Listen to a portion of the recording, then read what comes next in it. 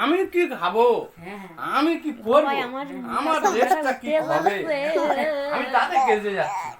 আমার একটা টাকা ইনকাম নেই, আমার কেউ করে দেওয়ার লোক নেই,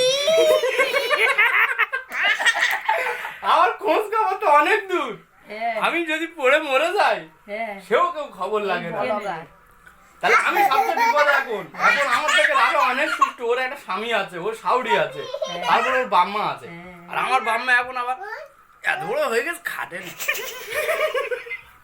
আমার চালাই আমি ঘুরছি, আমার বয়স হচ্ছে, এটা স্বাভাবিক বলা। বাম্মা বলবে, ফ্যামিলি বলবে, পাড়া প্রতিবেশী বলবে, তাহলে সবচেয়ে জ্বালা আমার বেশি আমার ঘরে। তোর বাপ কি করতেছে, মাছ বাঁচতে, তাহলে আমার সেই জ্বালা ছাই চাপাতে আমার সবার খোঁজ নিতে হবে। যে যখন মরে যাবি খুব ইমার্জেন্সি তখন আসি, আমার এত পোঁদে চাপ। ধরো তোর যখন খুব অসুখ করেছিল, ওই জন্য তো আমি কারো খবর আর নিচ্ছি। যখন ঝগড়া হচ্ছে, মারামারি করতেছি, যখন দেখবি ইমার্জেন্সি আসতেই হবে আমার, তখন আসি। আমার জিনে গিয়ে গাঁটটা দিস। শোনো, এখন তোমার